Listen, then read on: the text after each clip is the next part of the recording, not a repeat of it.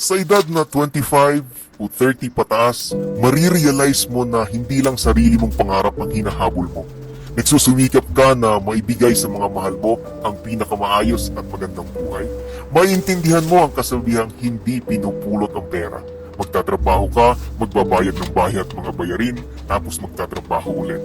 Namimiss mo yung kabataan mo na mas kaunti ang responsibilidad at hindi mo pag-aanong nakikilala ang mundo.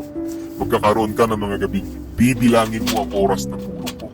Gigising ka para magtrabaho, maghahanap ng karagdagang pagkakakitaan para kumita pa ng mas malaki.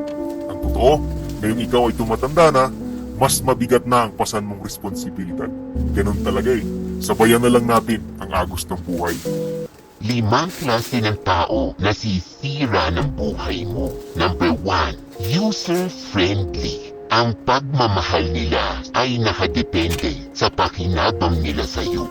The friendship ends when the benefit stops. Number 2, reklamador. Magnanakaw ito ng peace of mind. Reklamo ng reklamo. Wala namang planong magbago. Number 3, blamer. Mahilig itong magturo ng sisisihin.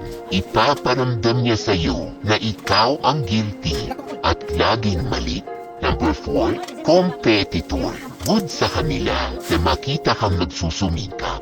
Pero ingat ka kasi ayaw na ayaw nila na malalampasan mo sila. At number 5, abusado.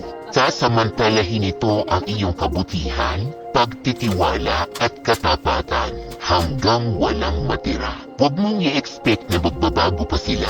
Be the bigger person. Unawain mo sila, pero set boundaries. Ilimit mo ang contact sa mga taong ito.